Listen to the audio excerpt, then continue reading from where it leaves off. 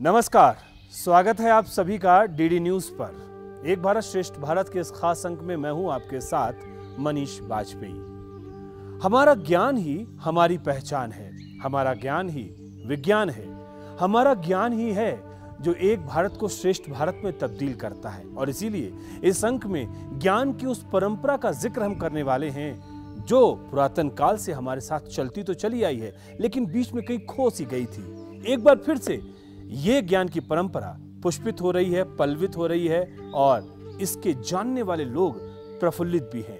हम बात करने वाले हैं सौवा रिगपा चिकित्सा पद्धति की।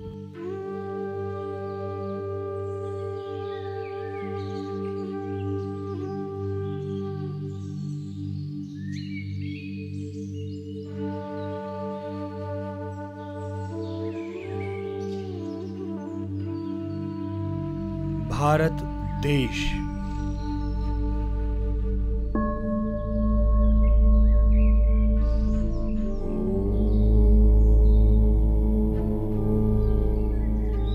और भारत देश का मुकुट, देश का हिमालय क्षेत्र। बात चाहे लद्दाख की हो या फिर हिमाचल की, सिक्किम की हो या अरुणाचल प्रदेश की, इन सभी क्षेत्रों में स्वास्थ्य सेवाओं में एक चिकित्सा पद्धति सर्वरूप से मान्य है, सोवा रिगपा।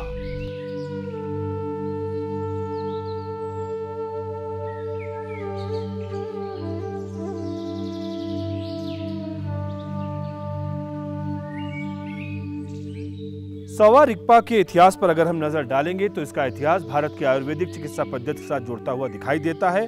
बात इतनी सी है, भारत में बौद्ध धर्म के उदय के साथ इस चिकित्सा पद्धति को जोड़कर देखा जा सकता है, क्योंकि बौद्ध धर्म का इतिहास अगर हम देखें तो सौवा रिगपा के इतिहास के साथ जुड़ता हुआ नजर आता है। समय, स्थिति, जरूरत के हिसाब से परिवर्तन हुए और ये चिकित्सा पद्धति सौवा रिगपा के नाम से मशहूर हुई, प्रसिद्ध हुई।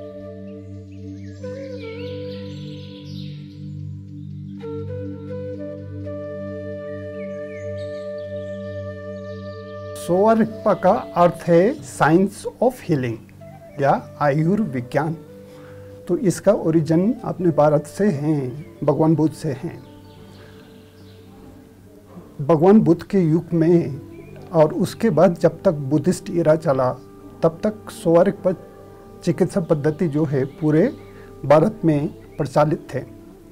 तो इसको अब मोर ओवर भारत की बौद्ध चिकित्सा पद्धति भी कह सकते हैं। सोवा रिगपा जो दो टर्म्स है उसका मीनिंग है, सोवा मीन्स हीलिंग, जो रिगपा मीन्स आइडिया, ये जो है सोवा रिगपा का।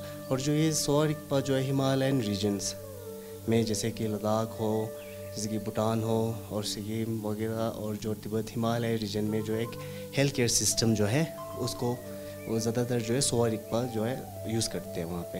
ये जो है एक जैसे कि आयुर्वेदिक इंडिया में, वैसे ही हिमालय रीजन में एक जो हीलिंग सिस्टम के लिए सोवा रिगपा के नाम से जाना जाता है। धारणा ये है कि बोध गया के आसपास भगवान बुद्ध ने एक सुदर्शन वन हुआ करता था। उसमें सर्वप्रथम इस ग्रंथ का नाम है चतुष्तंत्र। चतुष्तंत्र या इसको हम लोग गुज्जी के नाम से जानते हैं। इस ग्रंथ का प्रवचन किया। उसके बाद भारत के जितने भी महान वैद्य हुए, जैसे जीवक थे उनके काल में, उसके बाद आपके वकबाट हो गए, फिर आपके नागार्जुन हो गए, चंद्रनंदन हो गए, इन लोगों ने इसको इनरिच किया और भी उसको इन्हेंस किया। उसके बाद जब तिब्बत जाने के बाद फिर इसको एडिशन करके तो ये आज के परिस्थिति में धीरे धीरे आया, जिसे हम सोवा रिगपा चिकित्सा पद्धति के नाम से जानती है। तिब्बत में बुद्धिज़्म फ्लोरिश होना शुरू हो गया। तो उस टाइम राजा के निर्णय से उन्होंने सबसे पहले तो अपना स्क्रिप्ट बनाई, जो कि भारत की देवनागरी पर आधारित है। उसके साथ ही उन्होंने तिब्बत से बंच ऑफ स्कॉलर्स, वो भी सीरीज में जो उनके गवर्नमेंट थी राजाओं का, मोनार्की का, तो उसके सिस्टमेटिक इंस्टीट्यूशनली यहाँ स्कॉलर्स भेजते थे। नालंदा, तक्षशिला जैसे जितने भी पुराने इंडिया के यूनिवर्सिटीज़ थे वहाँ स्टडी के लिए भेजते थे। वहाँ से सारे बुक का ट्रांसलेशन किया। लेकिन कि भारत की जलवायु और तिब्बत और हिमालय क्षेत्र के जलवायु में बहुत अंतर है, और वहाँ के जो प्राकृतिक औषधियाँ हैं जैसे जड़ी बूटी है उसमें भी बहुत बड़ी अंतर है। तो तिब्बत में जाने के बाद सोवा रिगपा के लिए सबसे बड़ी चैलेंज था कि इसको कैसे आप हिमालय के जलवायु के अंतर्गत इस सिस्टम को फिट किया जाए। तो उसी के कड़ी में फिर उन्होंने काफ़ी अमेंडमेंट किया। तो उसमें भी क्या था, उस समय में सालों तक ये लोग कॉन्फ्रेंस करते थे, जिसमें हमारे नेपाल हुआ, इंडिया हुआ, चाइना हुआ, इस सारे क्षेत्र के स्कॉलर्स को बुला के कॉन्फ्रेंस 3-4 बार ऐसा मेगा कॉन्फ्रेंस करने के बाद जो यहाँ से चिकित्सा पद्धति लेके गए थे उसमें अपने जितना भी विद्याएं हों उनको इनकॉर्पोरेट किया। लेकिन कोर जो फंडामेंटल्स है वो सोवा रिगपा का, जैसे आयुर्वेद का अपने भारतीय चिकित्सा पद्धति कहा है 5 महाभूत त्रिदोष, इसका बेसिस है, उसी पे आधारित ये सिस्टम चली। राष्ट्रीय सोवा रिगपा संस्थान के बारे में हम जिक्र करें और इसके बारे में हम आपको बताएं, उससे पहले ये जानना बेहद जरूरी है सोवा रिगपा चिकित्सा पद्धति किन आधारभूत सिद्धांतों पर काम करती है, किस तरीके से उपचार होता है, ये सब जानना भी बेहद जरूरी है। तो चलिए देखते हैं।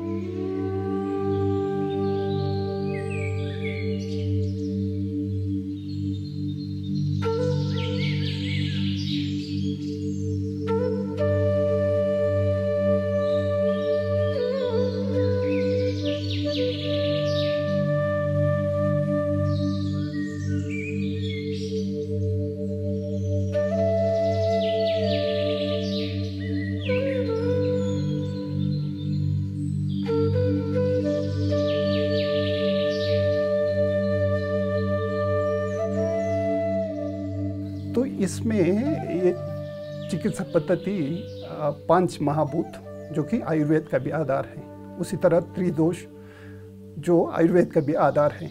इसका मूल मंत्र क्या है, जितने भी संसार में चीज़ें हैं वो सारा 5 महाभूत से निर्मित है। तो 5 महाभूत को हमारे सोवा रिगपा के भाषा या बोटी भाषा में साचू, मेल, लुंग, नामखांग नाम से जाना जाता है। ये है 5 महाभूत या 5 तत्व। तो उससे क्या है, आपके फिर त्रिदोष वात पित्त कफ इसका सृजन होती है। तो इसी पे सारा फिलोसफी आधारित है। आधारित कैसे हैं कि हमारा, जैसे मैंने आपको कहा कि हमारा जो शरीर है 5 महाभूत से बना है। तो बीमार क्यों होते हैं, जब ये 5 महाभूत आपके शरीर में सम स्थिति में नहीं रहते हैं, उसमें या किसी में बढ़ाव या किसी में उतराव आती है, तो हम लोग बीमार होते हैं। तो उसको इनकाउंटर करने के लिए औषध कौन सी चाहिए आपको, तो औषध भी वही 5 तत्वों से आती है। तो 5 तत्वों का तो पूरे का पूरा चीज़ें ये सिस्टमेटिकली एक्सप्लेन्ड है। जैसे आपके शरीर में मान लो पृथ्वी तत्वों का कमी है, तो आप ऐसे औषधि प्रकृति से देंगे जिसमें प्रकृति जो आपके पृथ्वी प्रकृति का ज़्यादा गुण हो, तो इस तरह से वो समस्थिति में आ जाती है। ये जो है बेसिक फंडामेंटल्स है। तो इसको आप पहचानेंगे कैसे, तो शरीर में अपना लक्षण देना शुरू होता है। तो हमारे सोवा रिगपा पद्धति में भी मेन है आपके दर्शन, स्पर्शन और स्पर्श। ये जो है मेन टूल है आपको डायग्नोस करने के लिए, आपकी बीमारी क्या है, किस तरह से है, उसको डायग्नोस करने के लिए। तो उसमें एक तो आप दर्शन पेशेंट को देख के करते हैं, उसमें मेन है आपका एक तो आंख, जितने भी आपके सेंसेस उसको देख सकते हैं, आपके त्वचा है, फिर आपकी जीभ है। मेन जो है जीभ एक मेन चीज़ की तरह हम लोग देखते हैं। तो उस सारे चीज़ों को देख के आपको डायग्नोस करते हैं। तो उसके साथ में ही फिर आपका आता है पर्सन, जिसको अभी हिस्ट्री ट्रेकिंग कहते हैं हम लोग, या उसका पूरा इतिहास लेना, किस तरह से वो बीमार पड़ा। तो उसको लेके फिर हम आपको प्रश्न पूछते हैं, किस तरह से आप बीमार हुए, क्या खाए थे, किस तरह का आपका आचरण रहा, ये सारी चीज़ों को एनालाइज करते फिर आपके उसको पहचाना जाता है। उसके बाद फिर आपका आता है दर्शन, पर्शन के बाद फिर स्पर्श, फिर टच से है। टच में सोवा रिगपा का एक विशेषता है नाड़ी परीक्षा, जो कि बाकी जितने भी चिकित्सा पद्धति है उससे काफ़ी एडवांस है सोवा रिगपा पद्धति में। तो उसमें क्या है कि नाड़ी के द्वारा आपके जितने भी शरीर के अंग हैं उसको आपके उंगलियों पे बांटी हुई होती है। तो जैसे उंगली पे आपका हार्ट है, उसी तरह लीवर, लंग्स, इस तरह से सारे उंगलियों पे आपके पूरे ऑर्गन्स बंटे हुए हैं। उसी तरह से आपके शरीर के ऊपरी भाग और नीचे वाली भाग सारी बंटे हुए हैं। तो उससे आपके जितना भी शरीर में विकृतियां हैं वो आपके पकड़ में आ जाती हैं। तो आपको पता चल जाता है आपके अंदर किस चीज़ का विकार है।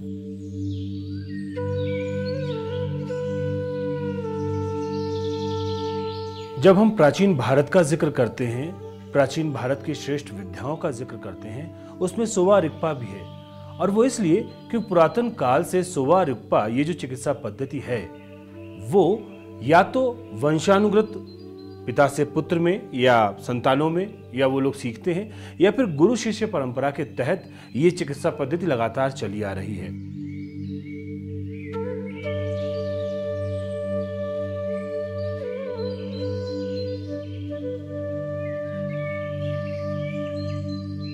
आप आती है मेन पार्ट, आप ट्रीटमेंट कैसी होती है या आप किस तरह से उपचार करते हैं कोई रोगी आता है। तो सोवा रिगपा में 4 मेन जो है चीज़ों का ध्यान रखा जाता है। सबसे पहले तो है आपका आहार विहार, जिसको हम कंडक्ट या लाइफस्टाइल कहते हैं। तो उसमें क्या है, आपको एक तो आपके शरीर की प्रकृति देखी जाएगी, आप वायु प्रदान है या पित्त प्रदान है या कफ प्रदान है, एक वो क्राइटेरिया हुआ।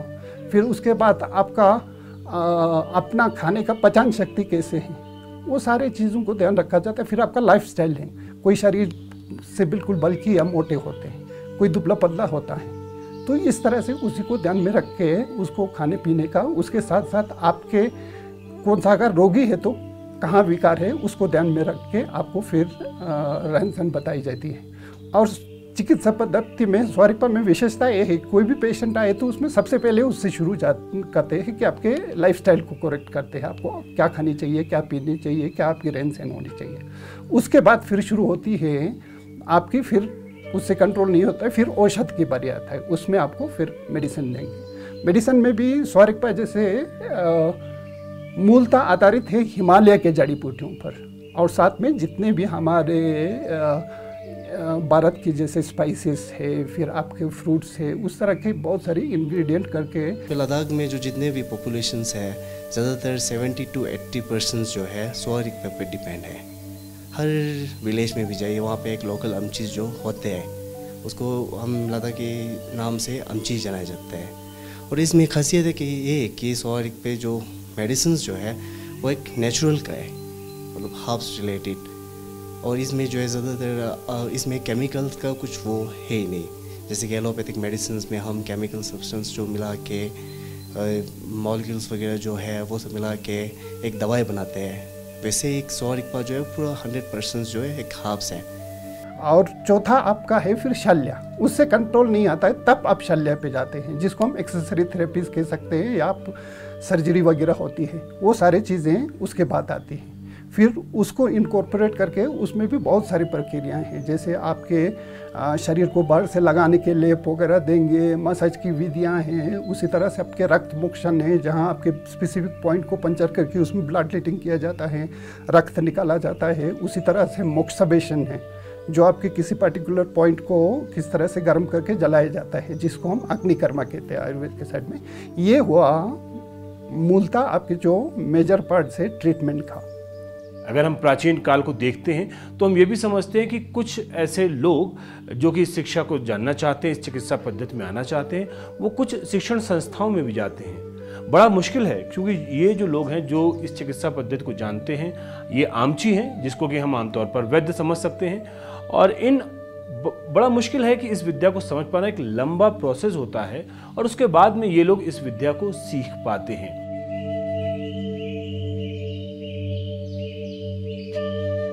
पुराने ज़माने में मैक्सिमम आज भी जो हमारे लद्दाख में अमची कहते हैं, जो प्रैक्टिशनर है उसको अमची कहते हैं, जो कि मंगोलियन शब्द है। उसका होता है सर्वश्रेष्ठ काइंड ऑफ थिंग, उसका नाम होता है। तो उसका मेन बनती कैसे कि उसको एक तो हेरिडेटरी से, अब लद्दाख में आप भ्रमण करोगे उसी तरह से बाकी हिमालय क्षेत्र में भ्रमण करोगे तो उसमें आप पाएंगे कि हर क्षेत्र में अपने गाँव में एक ना एक वैद्य होती है, जिसका मैनेजमेंट कम्युनिटी ही करती है। तो आमची जो है गांव का सबसे रिस्पेक्टेड होता है, उसका फैमिली लिनेज में ही सिस्टम चलते हैं। जैसे मेरे पिता आमची है तो मेरे को उन्होंने आमची का ज्ञान दिया, तो इसी तरह से लिनेज सिस्टम में लगभग हज़ारों साल से लद्दाख और अन्य हिमालय क्षेत्रों में चली आ रही है।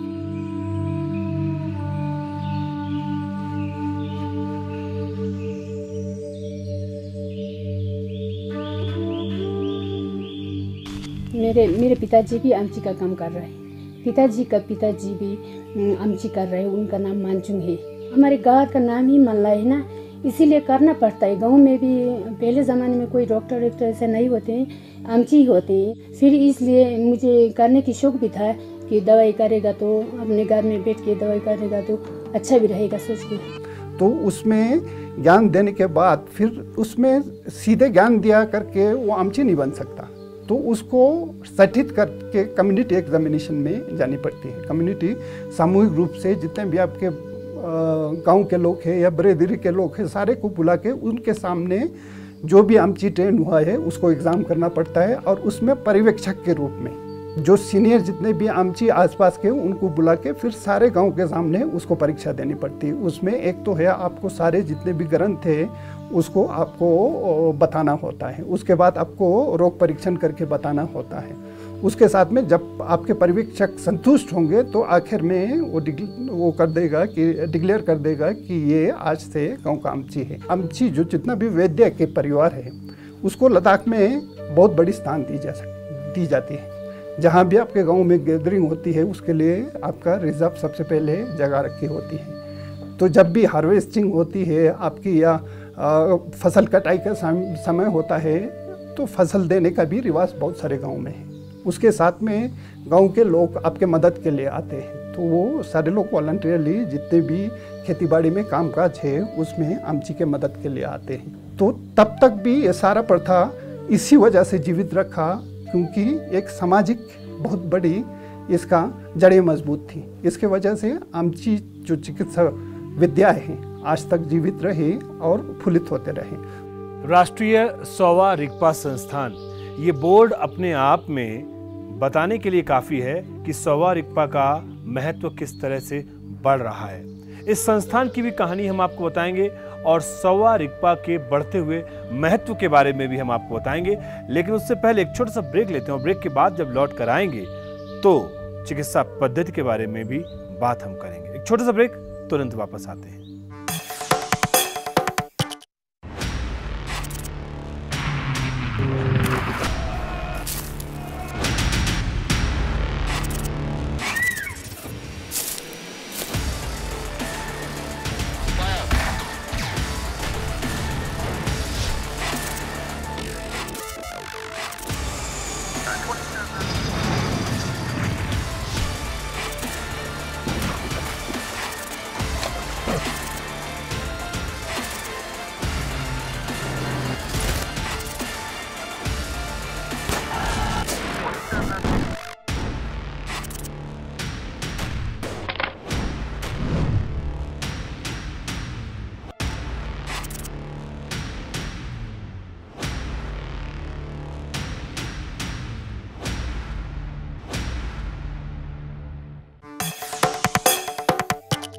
Welcome back. ब्रेक के बाद एक बार फिर से आप सभी का स्वागत है डीडी न्यूज पर। एक भारत श्रेष्ठ भारत में मैं हूं आपके साथ मनीष बाजपेयी।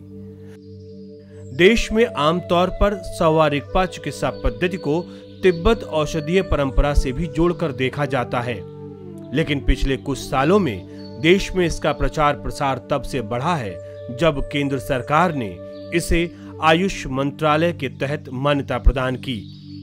आयुष परिवार में सोवा रिगपा सिस्टम को शामिल किया गया है और हमारा जो लेह लद्दाख है वहां पर अब उसका एक अंतर्राष्ट्रीय स्तर का सेंटर विकसित किया जा रहा है।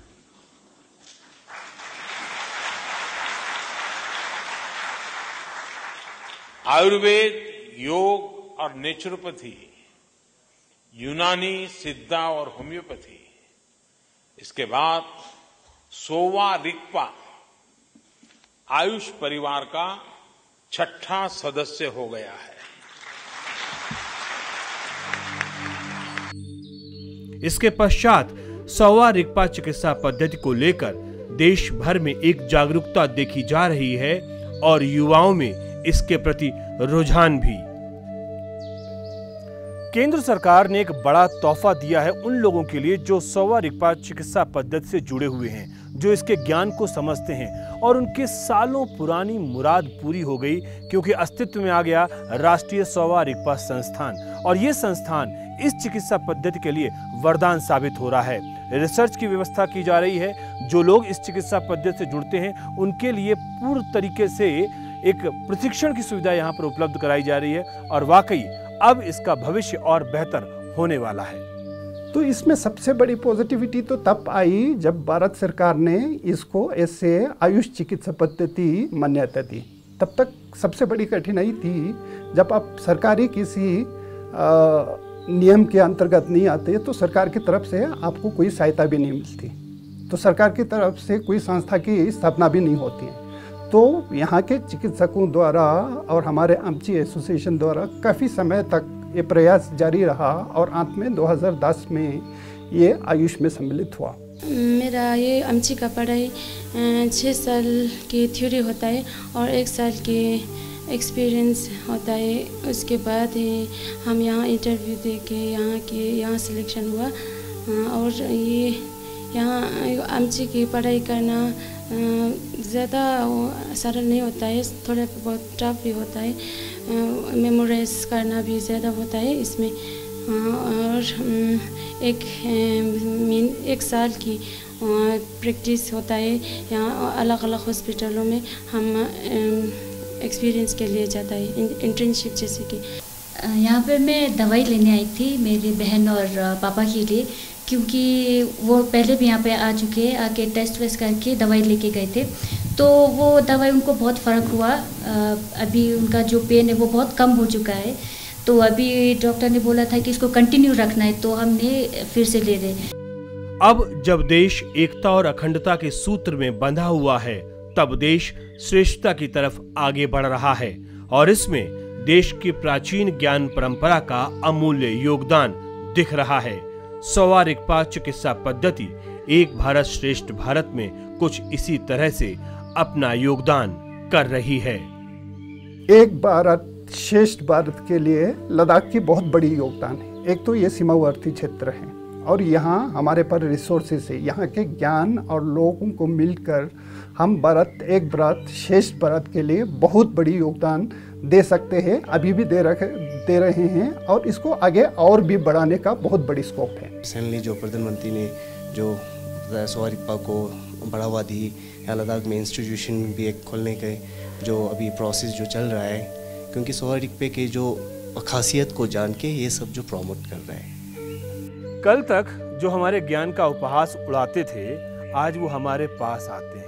आज हमारी उन्हीं ज्ञान की पुस्तकों को अपने यहाँ पर ले जाकर उनका अनुसंधान करते हैं। लेकिन अब जरूरत यह है कि हमें हमारे ज्ञान पर ही पुख्ता होने की जरूरत है, उस पर भरोसा करने की जरूरत है और यही वो बात होगी जिससे हमारा भारत एक भारत से श्रेष्ठ भारत में तब्दील होगा। यही हमारा भी ख्वाब है और यही हम सबका ख्वाब है कि हमारा भारत एक भारत श्रेष्ठ भारत बने। तो फिलहाल इस कार्यक्रम में दीजिए मुझे इजाजत, लेकिन इस वायदे के साथ में कि फिर होगी आपसे मुलाकात।